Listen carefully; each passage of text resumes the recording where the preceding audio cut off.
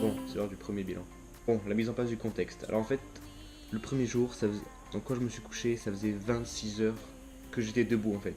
En m'étant levé à 2 heures du mat en France et couché à 11 heures du soir ici. Ça faisait 26 heures que j'étais debout, la langue, la nouvelle vie qui commençait, j'étais vraiment claqué.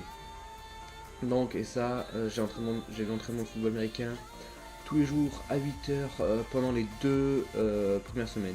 Et donc je commençais à 4 heures la troisième semaine pour se mettre dans le rythme du lycée. Donc je suis venu un mois avant la rentrée pour commencer la saison de football américain parce que la saison de football américain est assez courte, donc faut commencer avant. Premièrement, la langue. C'était très dur la première semaine, je ne comprenais rien. C'était vraiment la prononciation, etc. Les gens ne comprenaient pas trop, mais plus les jours y passent, plus je progresse, plus j'apprends de nouveaux mots, la prononciation s'améliore, c'est vraiment un super point. En fait, j'essaye de penser en américain, parce que ça évite de faire une transition français-américain en fait, donc dans la tête et quand on parle. On pense en français et juste après on va sortir un mot en français où on va bégayer, voilà. Il faut essayer de penser un maximum en américain. Ça demande un effort supplémentaire, parce que quand j'appelle mes parents en fait le week-end, c'est super galère, parce que voilà, je reste à peu près 1 heure au téléphone avec eux. Et donc, faire la transition juste après parler américain, c'est vraiment super dur. Il faut savoir que j'ai plus progressé en 3 semaines ici qu'en 1 an en France. On progresse super vite parce qu'on est tout seul entre guillemets, en fait, il n'y a personne, mis à part le week-end quand j'appelle mes parents, il n'y a personne pour nous aider à parler américain. On est vraiment tout seul, on doit vraiment se débrouiller par nos moyens parce que voilà, ils comprennent pas le français. Dès qu'on sait pas un mot, il faut le demander, voilà, acquérir le plus de vocabulaire possible. Deuxième point, les amis. C'est super d'être venu avant parce que du coup avec le football américain, j'ai déjà une quarantaine de potes.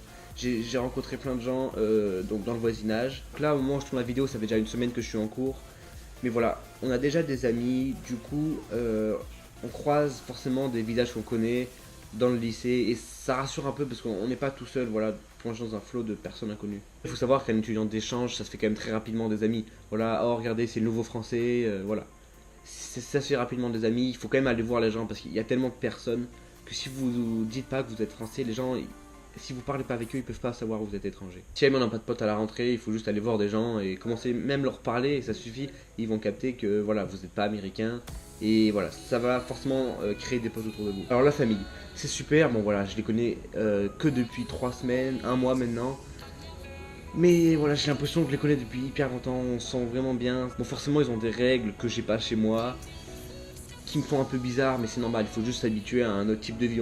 On peut pas changer. Par contre, son mode de vie qu'on a eu depuis qu'on est né et tout changer en moins, c'est impossible. Mais voilà, il faut essayer de s'adapter aux nouvelles règles. Il y a vraiment une chose que je kiffe ici, c'est qu'en fait, les voisins, ils rentrent comme ça, sans toquer, sans quoi que ce soit. Ils rentrent et disent oh salut. C'est vraiment quelque chose de super parce que voilà, il n'y a pas de barrière entre les maisons. On a rencontré des voisins qui ont une piscine, ils ont dit bah c'est la vôtre, si vous voulez y aller, pas de problème. Donc ça c'est super parce qu'il n'y a vraiment pas de gêne, tout le monde est vraiment super sympa. Bon maintenant, ce bouffon d'italien. Non en vrai je rigole, il est super sympa. Il fait juste des trucs un peu chelous mais bon c'est normal, genre je me dis c'est parce que voilà il vient d'un autre pays, il a une autre culture. Vous pouvez pas être la même personne que moi, voilà, forcément des trucs qui changent. Mais à part ça c'est le feu, on fait plein de trucs ensemble, on sent toujours le soir ensemble, c'est vraiment un truc de dingue. Heureusement qu'il est là parce qu'au début c'était vraiment la galère et on est toujours mieux dans la galère à deux. Rapidement sur le football, pour commencer je suis venu pour faire des nouvelles choses ici, donc je voulais pas faire un sport que j'aurais pu faire en France, voilà. Bon je vous cache pas que la première semaine j'avais envie d'arrêter tous les jours, tellement c'était hyper dur, je comprenais rien. Donc après je me suis renseigné sur internet, j'ai vu des vidéos, j'ai bossé, voilà, il faut vraiment, si on veut essayer un nouveau sport, il faut vraiment se plonger à fond dedans. Surtout aux États-Unis qui accordent une grande importance au sport. Voilà, maintenant j'ai persisté et je commence à jouer dans les matchs. Ça reste quand même très dur de comprendre toutes les techniques de jeu, mais voilà, j'en accumule le plus que je peux comprendre. Je ferai une vidéo spécialement dédiée au football américain parce que c'est un sujet un peu long. Bon voilà, c'était mes 3 premières semaines aux États-Unis. N'hésitez pas à liker, à vous abonner et à partager. Commentez pour me dire ce que je dois améliorer ou alors pour me donner des idées de vidéos.